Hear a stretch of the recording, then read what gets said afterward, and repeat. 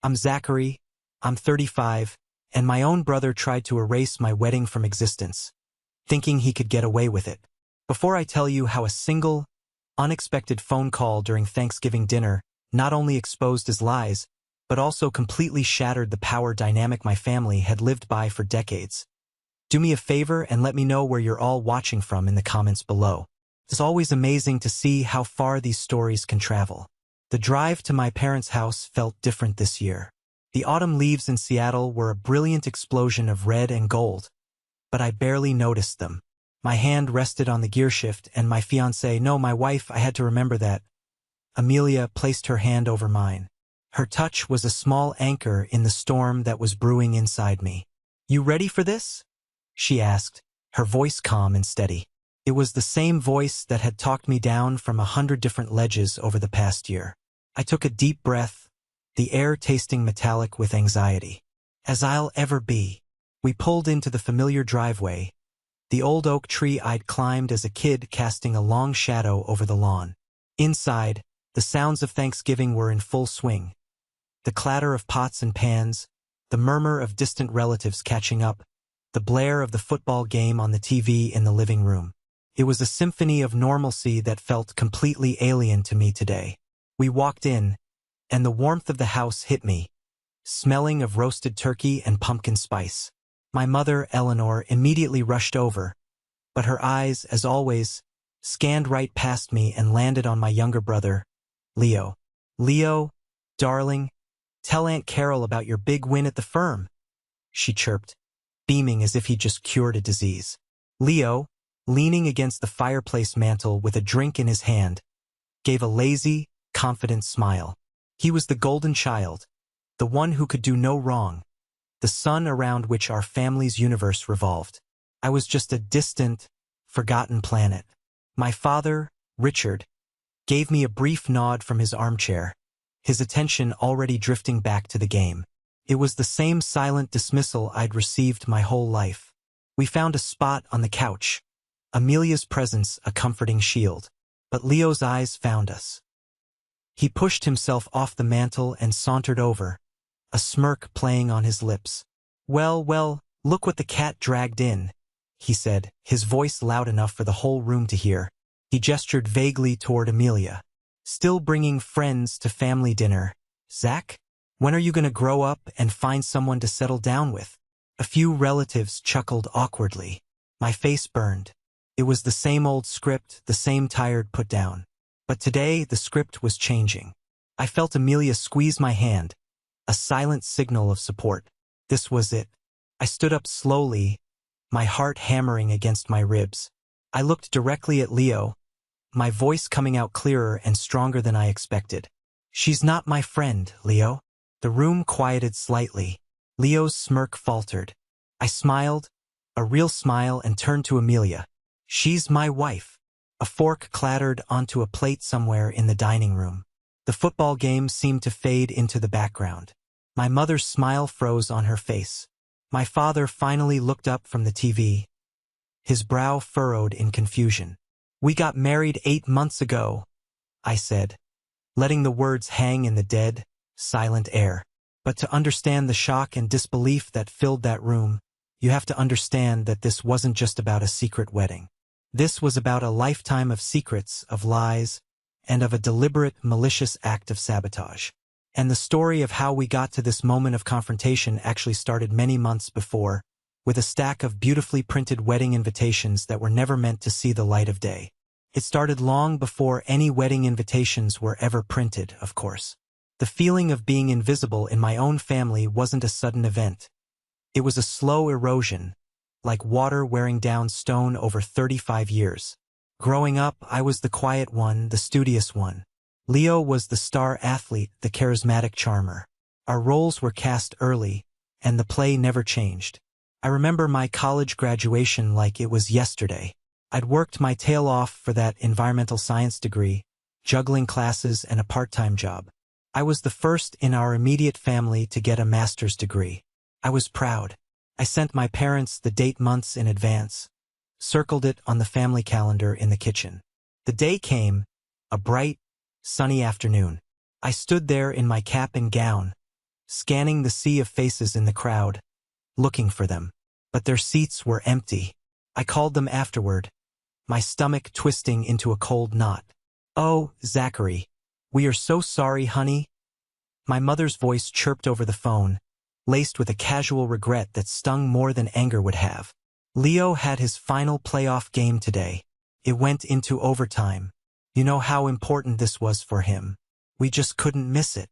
I remember just standing there on the manicured university lawn, the sounds of celebration all around me, feeling completely hollow. My graduation, a once-in-a-lifetime achievement, was less important than one of Leo's dozens of football games. I didn't argue. I didn't shout. I just said, "Oh, okay. I understand." Because that's what I always did. I understood. My 18th birthday was a similar story. My parents had promised a big backyard barbecue. I'd invited all my friends. The day of the party, just as my friends started to arrive, Leo burst into the house waving a letter. He'd just received an early acceptance into his first-choice college. A good one, I'll admit. Instantly, my birthday party was over. The banner my mom had hung that said, "Happy 18th, Zach," was hastily taken down. My father clapped Leo on the back, beaming, and announced to everyone, "Forget the birthday boy. We're celebrating a future college grad." The cake my mom had baked for me, a simple chocolate one because it was my favorite, suddenly had "Congratulations, Leo" written on it in clumsy, piped icing.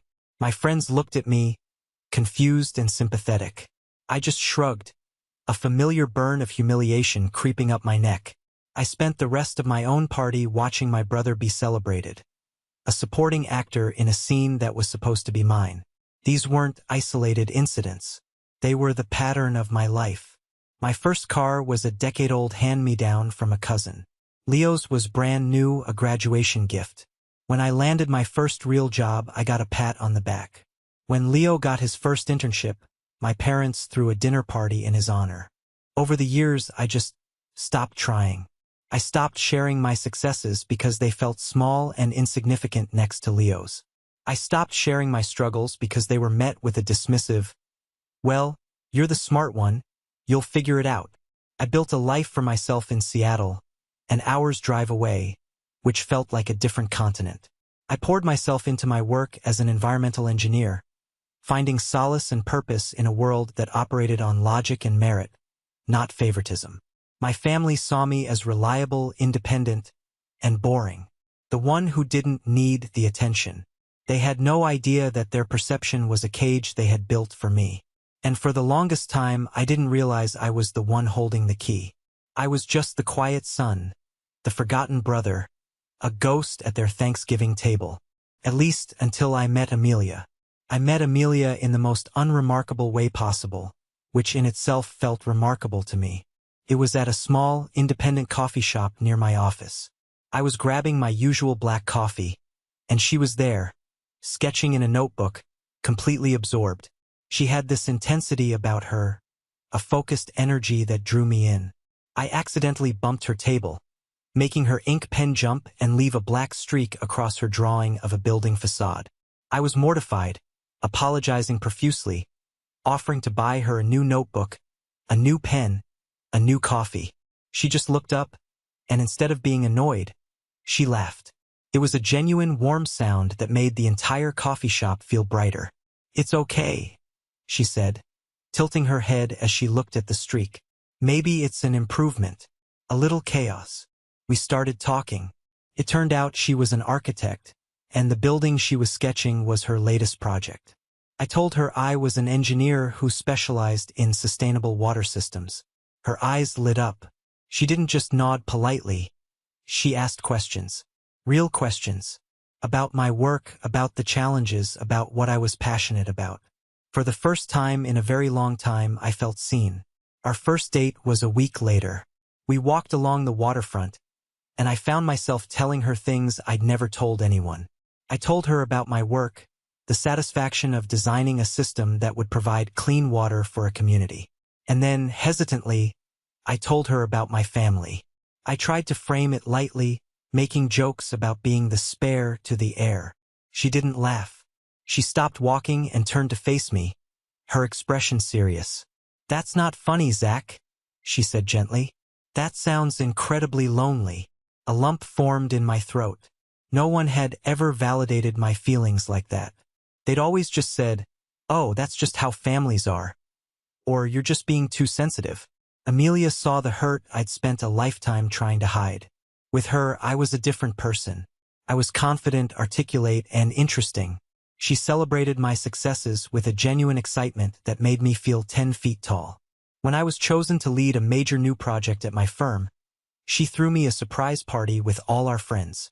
She raised a toast, her voice full of pride, calling me the most brilliant, dedicated man I know. In that moment, surrounded by people who were there for me, I realized how starved I'd been for simple recognition. She was also fiercely protective. The first time she met my family was for a Sunday dinner. She watched the dynamic play out with her sharp, architect's eyes. She saw how my mother interrupted my story to ask Leo about his golf game. She saw how my father's gaze glazed over when I talked about a complex project, only to become animated when Leo mentioned a stock tip. On the drive home, she was quiet for a long time. Then she said, "You know, you don't have to fight for scraps of their attention, Zach. What you have to say is important. You are important." It was with Amelia that I finally felt like I was building a home, not just living in a house. She was my partner, my cheerleader, and my truth-teller. A year and a half after that spilled ink in the coffee shop, I took her back to that same spot. I got down on one knee, my heart pounding, and asked her to be my wife. When she said yes, her eyes shining with tears, I felt a joy so profound it almost hurt. I couldn't wait to build a life with her, a life where we would be the main characters, not supporting cast. And for the first time, I felt a flicker of hope that maybe, just maybe, this would be the thing that finally made my family see me. A wedding, a new daughter-in-law, a new chapter. How wrong I was. The sabotage hadn't even begun yet. We decided on a small wedding. Neither of us wanted a huge, ostentatious affair. We wanted something intimate, meaningful, surrounded by the people who truly loved and supported us. We found a beautiful little venue on the coast, a place with huge windows overlooking the Pacific Ocean. We set a date for June. The most important part for me, despite everything, was having my family there. I held on to the stubborn, naive hope that seeing me get married would be a turning point. It was a tangible, undeniable life event. They couldn't overlook this, could they? Amelia, bless her heart, was supportive. She designed the invitations herself. They were beautiful, simple, elegant, with a watercolor image of the coastline where we would say our vows. We spent a weekend addressing them, a stack for her family, a stack for our friends, and a small, hopeful stack for mine. I wrote a personal note in each one for my parents and for Leo. We mailed them out in early April, giving everyone plenty of time to RSVP. And then we waited. The responses started trickling in. Amelia's family was ecstatic. Her parents called us, weeping with joy. Her cousins booked flights immediately. Our friends sent back their RSVPs with excited notes. Our apartment's mailbox became a source of daily joy. But from my side of the family, there was nothing. Just silence. First, I made excuses. The mail is slow. I'd tell Amelia, who would just give me a patient, knowing look, they're probably just busy. After 2 weeks, the anxiety started to gnaw at me. I called my mom. The phone rang and rang, then went to voicemail. I left a message. "Hey Mom, just checking in to see if you guys got the invitation. Hope you're doing well. Talk soon." No call back. I tried my dad a few days later. Straight to voicemail. I left another message. I texted Leo. "Hey, did you get something in the mail from me and Amelia?" The text message showed as delivered. Hours passed. Then a day. Then 2. The status never changed to read. The silence was no longer passive. It felt active, aggressive. It was a suffocating blanket of disregard. Amelia watched me pace our apartment, my phone in my hand, my face a mask of confusion and hurt. Maybe they're angry we didn't tell them we were engaged in person? I theorized, grasping at straws. "You tried to Zach," she reminded me gently. You called them the night you proposed, and your mom said she was too busy watching her show to talk and to call back later. She was right. I had forgotten that particular sting. The RSVP deadline came and went. Still nothing. The hurt was curdling into a cold, hard anger. This was a new level of dismissiveness, even for them. It wasn't just overlooking an achievement. This was ignoring a fundamental life milestone. The final straw came a week later. I was talking to my aunt on my dad's side, his sister, about an unrelated family matter. I casually asked her, "By the way, did you get an invitation from me for a wedding in June?" There was a pause. "No, dear," she said. "I didn't. Are you getting married?" "That's wonderful. When did all this happen?" My blood ran cold. It wasn't just my parents and Leo. It was my entire side of the family. The invitations hadn't arrived. All of them? How was that possible? That night, an ugly suspicion began to form in my mind. A thought so monstrous I could barely let myself think it. But I knew my family's address. I knew my parents often left their mail on the entryway table for days. And I knew my brother, Leo, still lived at home, rent-free, despite his high-paying job. He would have had access to all of it. But even thinking it felt like a betrayal. Surely he wouldn't. Surely they couldn't. It had to be a massive, unbelievable postal error. That was the only logical explanation. But as I would soon find out, logic had very little to do with it. Our wedding day was beautiful. It was also tinged with a deep, unshakable sadness. We stood under a driftwood arch, the sound of the ocean waves in the background, and exchanged our vows surrounded by Amelia's loving family and our wonderful friends. Every time I looked out at the guests, I couldn't help but see the empty chairs where my family should have been. Amelia squeezed my hand during the ceremony, a silent acknowledgement of the void. She knew. During the reception, her father, Tom, gave a toast. He spoke about how happy he was to welcome me into their family, how he'd seen the joy Amelia and I brought each other. "Zachary," he said, raising his glass to me, "we are so proud to call you our son." I had to fight back tears. It was the validation, the simple, heartfelt acceptance I had craved from my own father my entire life. But the joy of the day couldn't completely erase the mystery and the hurt. When we got back from our short honeymoon, I was a man on a mission. The idea of a massive postal error seemed less and less likely the more I thought about it. I needed answers, not for closure, but for truth. My first stop was the post office. I went back to the exact branch where we had mailed the invitations. I had kept the receipt, a crumpled piece of paper at the bottom of a drawer that now felt like the most important document I owned. I explained the situation to a patient, helpful clerk named Maria. I told her that a large batch of mail, all sent on the same day to different addresses in the same general area, had seemingly vanished. She listened intently, her brow furrowed. "That's highly unusual," she said. "Let me see what I can find." She took my receipt and disappeared into the back. I waited, my foot tapping nervously on the linoleum floor. 10 minutes later, she returned with a printout. "Okay, so the good news is your letters were all processed and sent out for delivery," she said, pointing to a line of code on the paper. "They left this facility on schedule." "So what happened to them?" I asked, my frustration growing. "Well, these were just standard letters, so they don't have individual tracking," she explained. "But you did send one of them via certified mail, right? The one to your parents' address." My heart skipped a beat. Amelia had insisted on it. "Just in case," she'd said. "It's a big announcement. It's worth the extra few dollars for peace of mind." At the time, I thought it was overkill. Now, I realized it might be everything. Maria's fingers flew across her keyboard. "Okay, here we go. Certified letter, number 7015. Delivered on April 12th at 11:42 a.m. And we have a signature confirmation." She turned the monitor toward me. My breath caught in my throat. There, on the screen, was a scanned image of a signature on a digital line. It was messy, a quick scrawl, but it was as familiar to me as my own reflection. It was Leo's. I stared at it, my vision blurring. It wasn't a mistake. It wasn't the post office. It was him. He had signed for the letter containing my parents' invitation, and by extension, he had intercepted all of them. The other invitations for my aunts, uncles, and cousins would have arrived in the same bundle of mail that day. He'd taken them all. The clerk, Maria, saw the look on my face. "Is everything all right, sir?"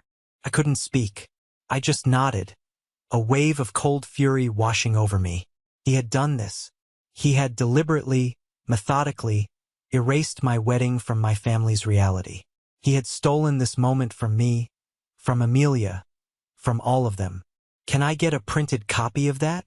I asked, my voice hoarse. "The signature confirmation?" "Of course," she said, her voice soft with sympathy. I walked out of that post office with a single piece of paper in my hand, but it felt as heavy as a slab of concrete.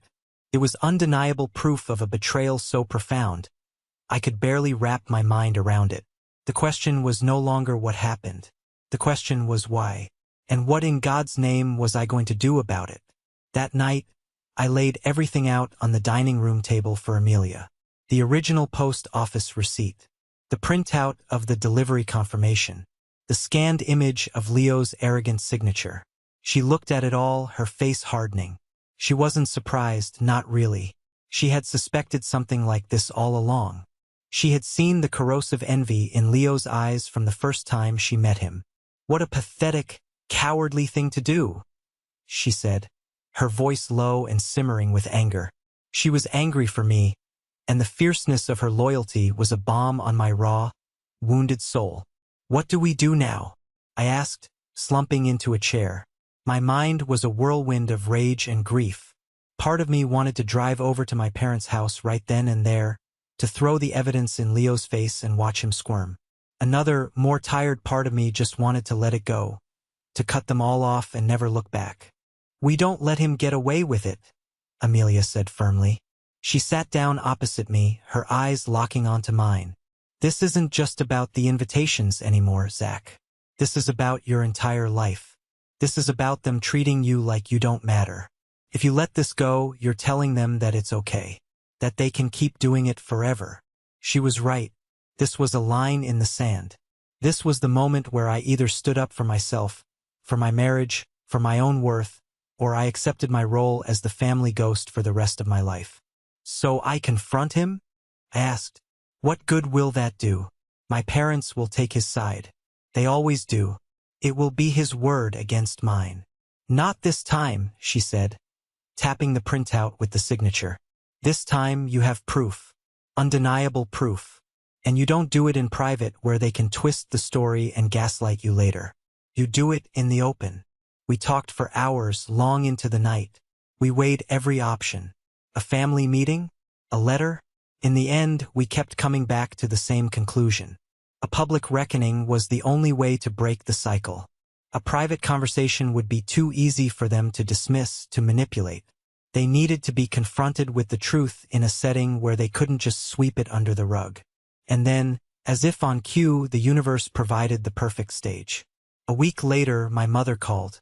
Her voice was cheerful, completely oblivious, as if months of silence hadn't passed between us. "Zachary, I was just thinking, we haven't seen you in ages. You have to come for Thanksgiving this year. The whole family will be here. It'll be wonderful." I held the phone, my knuckles white. The audacity was breathtaking. After ignoring my calls, my texts, and my wedding, she was acting like nothing had happened. Amelia, who was listening on speakerphone, gave me a sharp, decisive nod. This was our chance. "Sure, Mom," I said, my voice dangerously calm. "We'll be there. Amelia and I wouldn't miss it for the world." "Oh, lovely," she chirped. "Leo will be so pleased to see you." I bet he will, I thought, a bitter taste in my mouth. After I hung up, Amelia and I looked at each other. The plan was set. It was a terrifying, audacious plan. We would walk into that Thanksgiving dinner, play along, and wait for the perfect moment. We weren't going there for a fight. We were going there for a verdict. I would be the prosecution, and that piece of paper with Leo's signature would be my star witness. For the next few weeks, I prepared. I put the original receipt and the delivery confirmation into a crisp manila folder. I felt like a lawyer preparing for the most important case of his life. My own. I was no longer just sad or hurt. I was focused. For the first time, I wasn't reacting to their dysfunction. I was about to confront it head-on. Thanksgiving was coming. And with it, a long overdue day of reckoning. The weeks leading up to Thanksgiving were some of the longest of my life. A strange calm settled over me, the kind you hear about people feeling in the eye of a hurricane. The decision had been made. The confrontation was inevitable. All that was left was to wait for the storm to hit. I went to work. I led my team meetings. I reviewed schematics for a new water reclamation project. On the surface, everything was normal. But underneath, there was a current of humming, nervous energy. I would find myself staring out my office window, replaying the impending conversation in my head, practicing the words I would say. Amelia was my rock. She never once questioned our decision. She was the one who suggested I gather more than just the signature. Don't give them any wiggle room, she'd said, her mind sharp and strategic. Think of every possible excuse they could make and dismantle it before they even have a chance to speak. So I did. I called my phone company. I sat on hold for 20 minutes, listening to tinny hold music, before finally getting a representative on the line. I explained that I suspected my number had been blocked by my parents' landline and cell phones. After confirming my identity through a dozen security questions, the representative put me on a brief hold. He came back on the line a few minutes later. Yes, sir. I can confirm that your number was manually blocked from both lines associated with this account on April 10th. April 10th. 2 days before the invitations were delivered. My blood ran cold. This wasn't a spur-of-the-moment act of jealousy from Leo. This was premeditated. He, or someone, had deliberately cut off my main lines of communication before the invitations even arrived. It was a coordinated effort to ensure my complete isolation. I asked the representative if he could email me a confirmation of this for my records. He agreed. I printed it out and added it to the folder. The folder became a talisman of sorts. It sat on my desk at home, a stark, manila-colored promise of the truth. Inside was the post office receipt, the certified mail confirmation with Leo's signature, and now the email from the phone company. It was a damning collection of facts, a narrative of betrayal told through bureaucratic paperwork. The night before Thanksgiving, I couldn't sleep. I lay in bed, staring at the ceiling, the what-ifs swirling in my mind. What if I was wrong? What if there was some bizarre, convoluted explanation for all of this? But deep down, I knew there wasn't. The facts were too clean, the pattern too familiar. What if I was about to detonate a bomb in the middle of my family and I'd be the one left standing alone in the rubble? The fear of losing them, as toxic as they were, was still a primal fear, buried deep in my DNA. I must have been tossing and turning, because Amelia stirred beside me. "You're thinking too loud," she murmured, her voice thick with sleep. "I'm scared," I admitted into the darkness. "Scared that I'm about to break my family for good." She rolled over to face me, her hand finding mine in the dark. "They broke it, Zach," she said softly but firmly. "A long time ago. You're not breaking it. You're just turning on the lights so everyone can finally see the damage." Her words cut through the fear. She was right. I wasn't the villain here. I was the one holding the lamp, about to illuminate a rot that had been festering in the dark for years. The next morning, as we got ready to leave, I called her parents. I told her father, Tom, what we were about to do. I didn't want them to be blindsided if they heard about the fallout later. His response solidified my resolve. "Son," he said, his voice steady and strong, "you are doing the right thing. You deserve to be treated with respect. Whatever happens, you and Amelia have a family here with us. Always. We've got your back." I hung up the phone, a profound sense of gratitude washing over me. He was right. I already had a family, a real one that was chosen, not just assigned by blood. I picked up the manila folder from the desk and slid it into my satchel. It was time to go. The storm was here. We're back at the Thanksgiving table. The air is thick with unspoken questions. My declaration? She's my wife.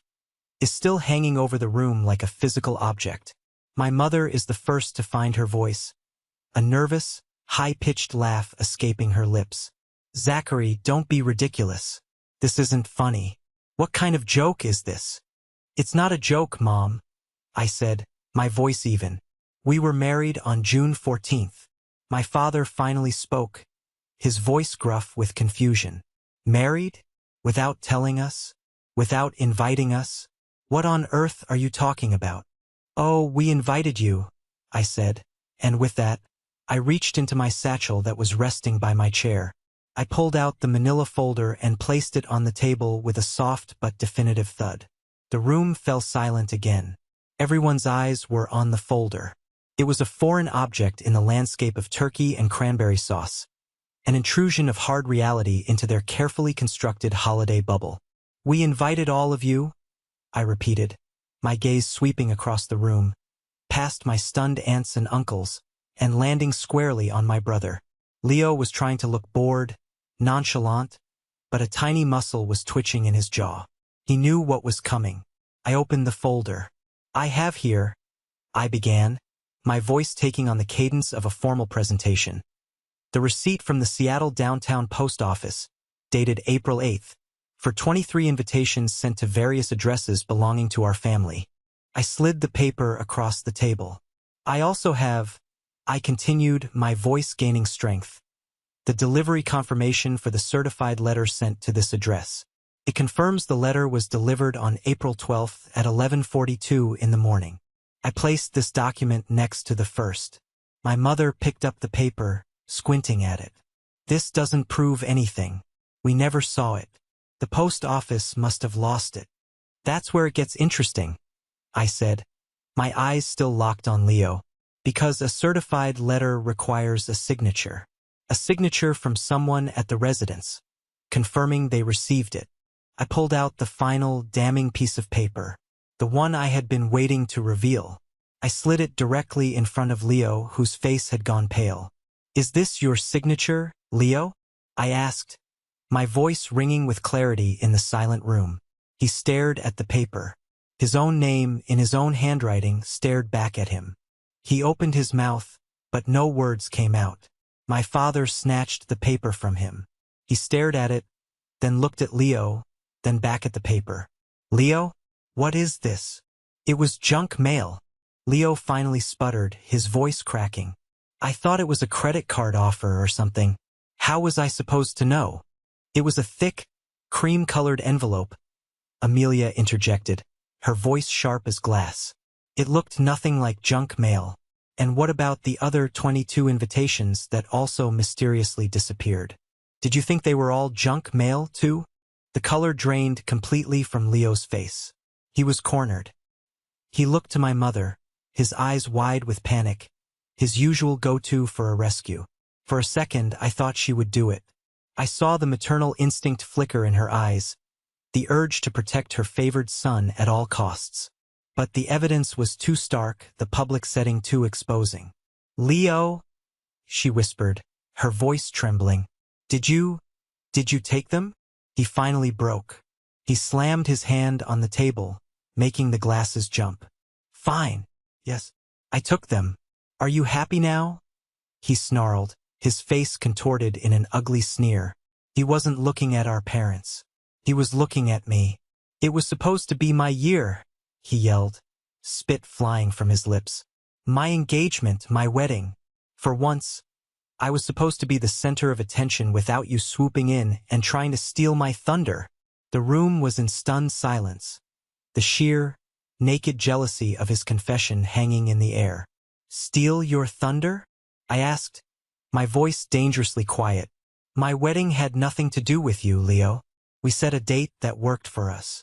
But it was too late for reason. He was unraveling. And in that moment, just as the chaos reached its peak, my phone, which I had placed face up on the table, began to ring. The ringtone cut through the tension like a surgeon's scalpel.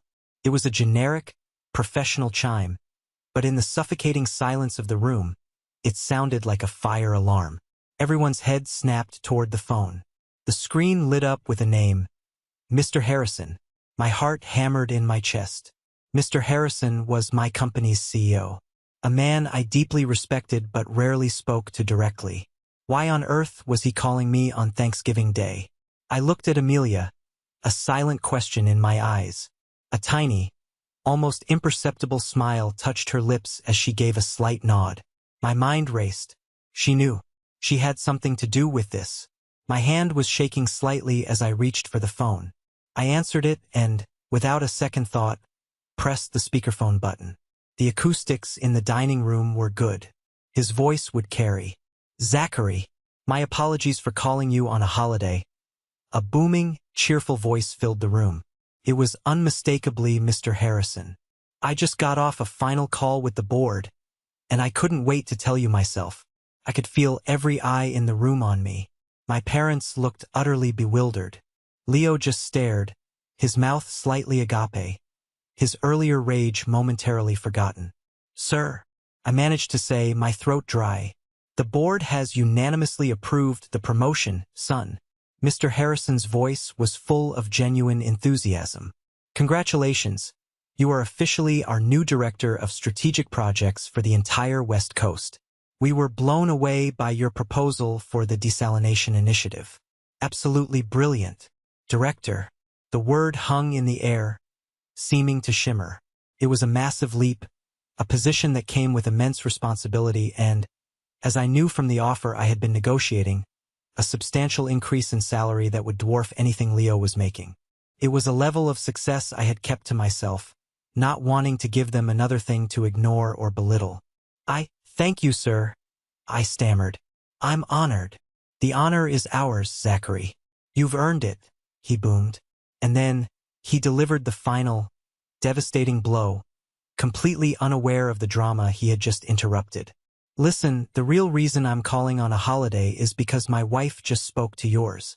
Amelia mentioned you two had a tough time organizing your wedding this past summer without much family support. I just wanted to say that's a real shame, but it shows what a strong team you are. You're a lucky man to have a woman like that by your side, Zachary. Family isn't always about blood, you know. It's about the people who show up for you." Silence. Absolute, deafening, soul-crushing silence. In 30 seconds, a complete stranger had done what I had failed to do in 35 years. He had validated my success, my marriage, and my worth, all in one fell swoop. He had laid the truth bare on the Thanksgiving table for everyone to see. Mr. Harrison, oblivious, continued. "Anyway, we'll sort out the paperwork for your new salary and the company car on Monday. You have a wonderful Thanksgiving with your lovely wife." "Thank you, sir." "You too," I said mechanically. He hung up. The click of the call ending echoed in the room. I looked around. My father's face was ashen. He was staring at me as if he'd never seen me before. My mother's hand was over her mouth, her eyes wide with a horrified understanding. They hadn't just missed a wedding. They had been completely, utterly blind to who their son had become. But the best part, the part one will savor for the rest of my life, was the look on Leo's face. The smugness, the anger, the jealousy, it was all gone, replaced by a look of pure, unadulterated shock. He looked small, insignificant. For the first time in his life, the golden child had been completely and utterly eclipsed. The power dynamic in that room hadn't just shifted. It had been annihilated. This is the moment that changed everything, the moment I finally took back control of my own life's narrative.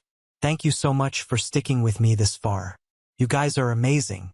If you could, please help me out by liking this video and commenting the number 1 down below, just so I know you've been here with me on this journey. It doesn't just help more people find this story. It lets me know that my experiences mean something to someone out there. Your support is honestly the biggest motivation for me to keep sharing the rest of my story. Slowly, deliberately, I stood up. Amelia stood with me. I didn't look at anyone else. I just folded my evidence, slid it back into the manila folder, and placed it in my satchel. The actions were small, mundane, but they felt momentous. It was the closing of a case, the end of an era. "I think we'll be going now," I said to the room at large. My voice was calm, devoid of the anger and hurt that had been my constant companions. All I felt was a vast, quiet emptiness. No one tried to stop us. What could they say? My father opened his mouth, then closed it again, looking utterly lost. My mother just stared, tears silently streaming down her face. Leo wouldn't even look at me. We walked out of the dining room, through the living room where the football game was still playing to an empty audience, and out the front door. The cool November air hit my face, and I took a deep, shuddering breath. Felt like the first real breath I'd taken all day. The drive home was silent. It wasn't an angry silence or an awkward one. It was a silence of profound, shared understanding. Amelia reached over and took my hand, her fingers lacing through mine. There was nothing to say. She had been there. She had seen it all. When we walked into our quiet, peaceful apartment, it felt more like a sanctuary than ever before. It was our space, a place we had built together, free from the toxic dynamics and invisible hierarchies of my past. As soon as the door closed behind us, the adrenaline that had been coursing through my veins for hours finally dissipated, leaving behind a deep, bone-weary exhaustion. And then, to my own surprise, tears started to well up in my eyes. They weren't tears of sadness, not really. They were tears of release. A lifetime of being minimized, of being ignored, of feeling second best, came pouring out of me in silent, hot streaks down my face. It was the grief for the family I wished I'd had, the acceptance I'd never received. Amelia didn't say a word. She just wrapped her arms around me and held me.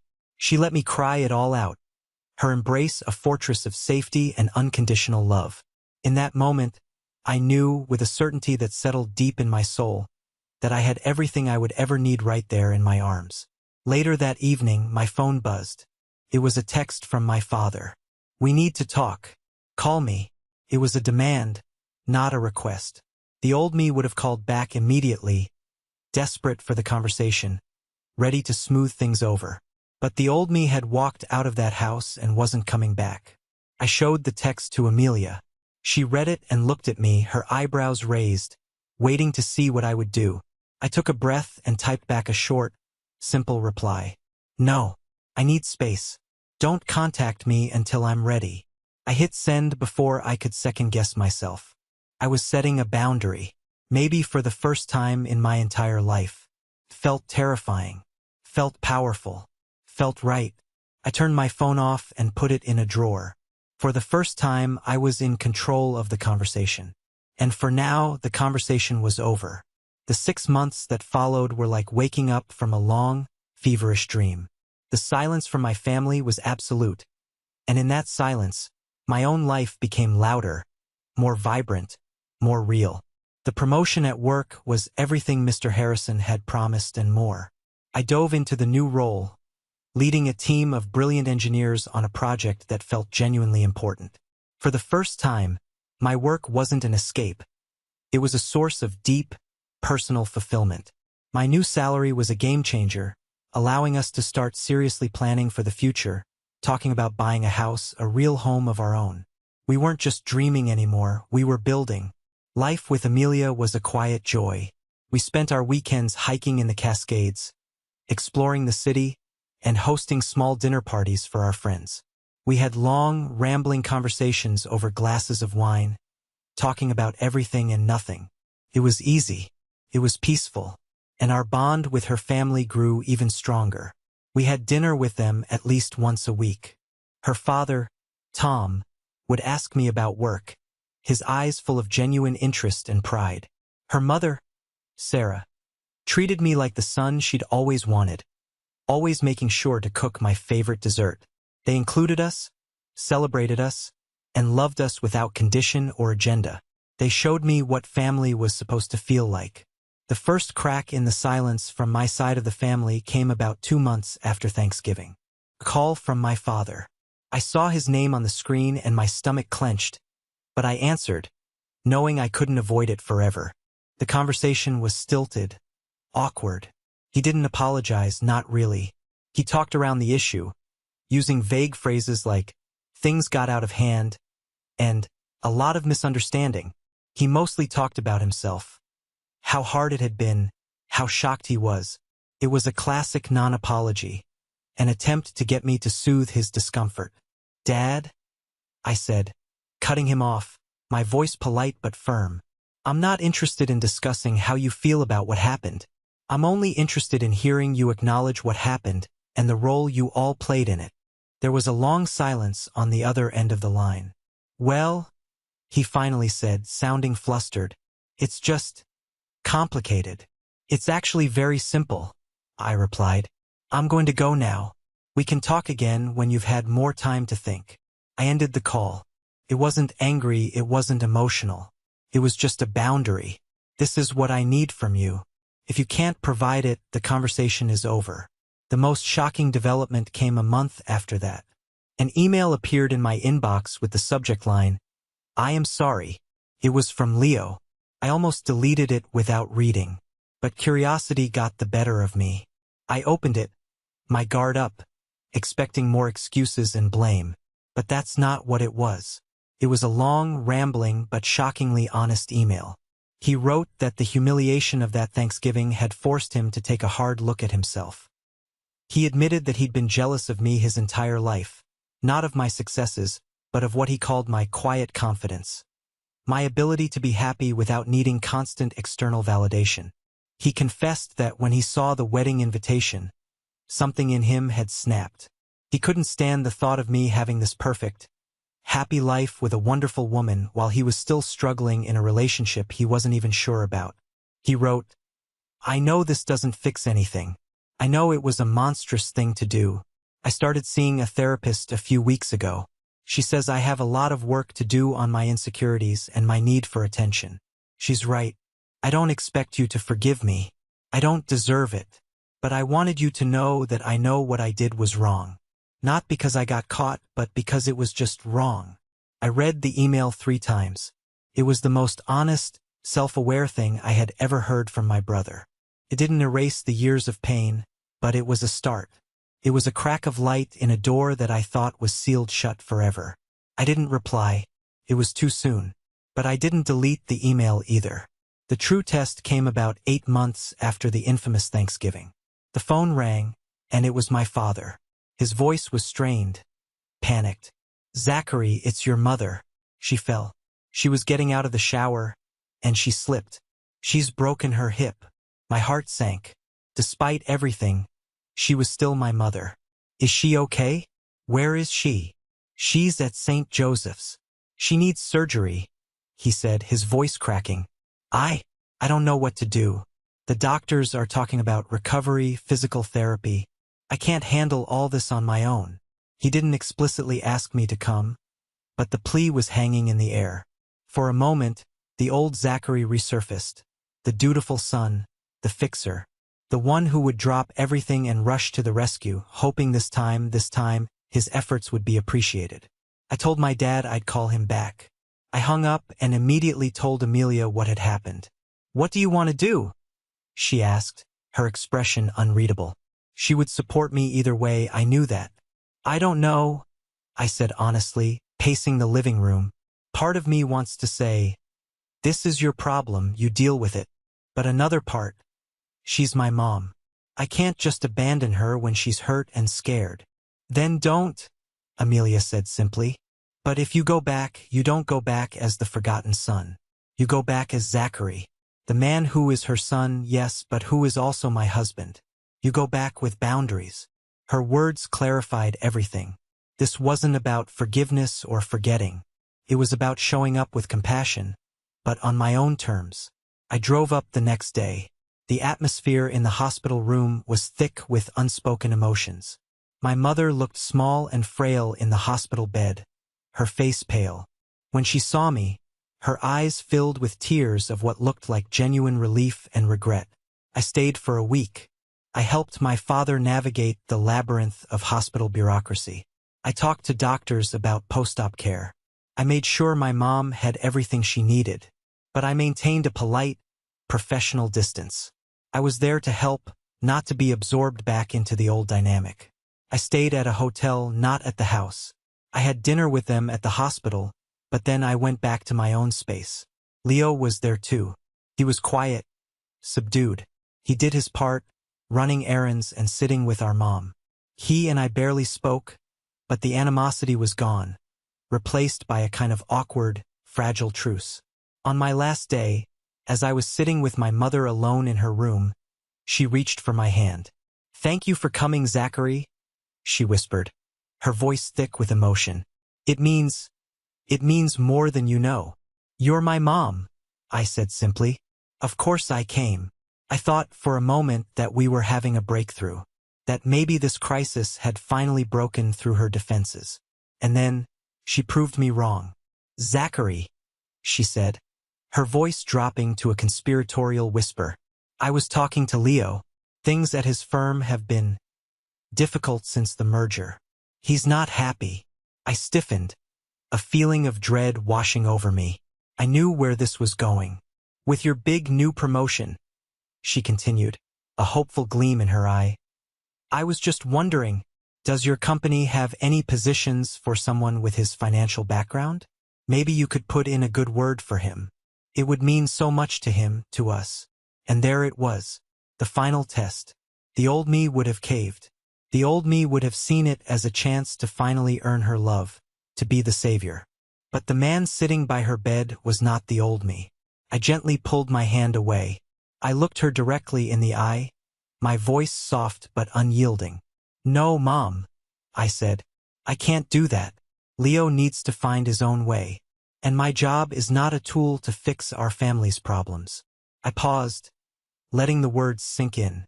And for what it's worth, trying to leverage my success to his advantage after he actively tried to sabotage my happiness is incredibly inappropriate. "I'm here because you are my mother and you are hurt. Let's not make it about anything else." Her face fell. The hopeful gleam was replaced by a flash of her old indignation, but it quickly faded, leaving behind a tired resignation. She knew she had crossed a line. She had tried one last time to pull me back into the old game, and I had refused to play. "I see," she said quietly, looking away. In that moment, I knew I was truly free. My helping her wasn't a transaction for her approval. Her inability to see that didn't diminish my act of compassion. I had set my final boundary, not with anger, but with a calm, quiet clarity. I could love my mother, I could help her in a crisis, but I would never again sacrifice my own well-being for her approval. It's been a year since that day in the hospital, and almost 2 years since that fateful Thanksgiving. Amelia and I bought a house. It's a modest place with a big backyard and enough room for a garden, which has become my weekend obsession. There's something therapeutic about digging in the dirt, planting seeds, and watching things grow. It's a quiet, hopeful act. My relationship with my family is a work in progress. It's not the fairy tale ending you see in movies, where everyone has a tearful reunion and all is forgiven. It's more complicated, more real than that. I talk to my parents on the phone every couple of weeks.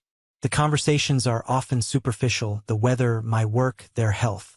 My mother never tried to ask for a favor like that again. There's a new, fragile respect in her tone, a recognition that I am no longer the son she thought she knew. My father, in his own way, is trying. He asks about Amelia. He tells me he's proud of me. It's awkward and late, but it's something. Leo and I have started to tentatively rebuild. He's still in therapy. He switched jobs and seems happier, less driven by the need to compete. We met for coffee a few months ago. It was the first time we'd really talked, just the two of us, since everything blew up. He apologized again, face to face this time. He told me he understands if I can never fully trust him again. I told him I appreciated that. There's no deep brotherly bond. Not yet. Maybe there never will be. But there's a possibility. A path forward that isn't paved with resentment. We are two adults cautiously learning how to be brothers. But my real family, my true north, is the one I come home to every night. It's Amelia, laughing as we try to cook a new recipe and inevitably mess it up. It's her parents, who show up on a Saturday with a new plant for our garden. No occasion necessary. It's the friends who fill our home with laughter and support. I've learned that family isn't just about the blood you share. It's about the people who show up. The people who see you, who celebrate you, and who hold you up when you can't stand on your own. For the longest time, I thought I needed my parents' and brothers' approval to feel whole. But I realized that seeking water from an empty well will only leave you thirsty. My life isn't perfect. The scars are still there. But they don't hurt anymore. They're just a reminder of the battle I fought and won for my own self-worth. Standing here in my own backyard, with the sun on my face and my wife's hand in mine, I don't feel like the forgotten son anymore. I feel like me, Zachary, a husband, a director, a gardener, a man who finally found his way home. Thank you for listening to my story. I hope it resonated with you in some way. Have you ever been in a situation where you had to completely redraw the boundaries with the people you love? I'd be honored to hear about your experiences. Please, share your story in the comments below, and don't forget to like and subscribe so you don't miss what's next.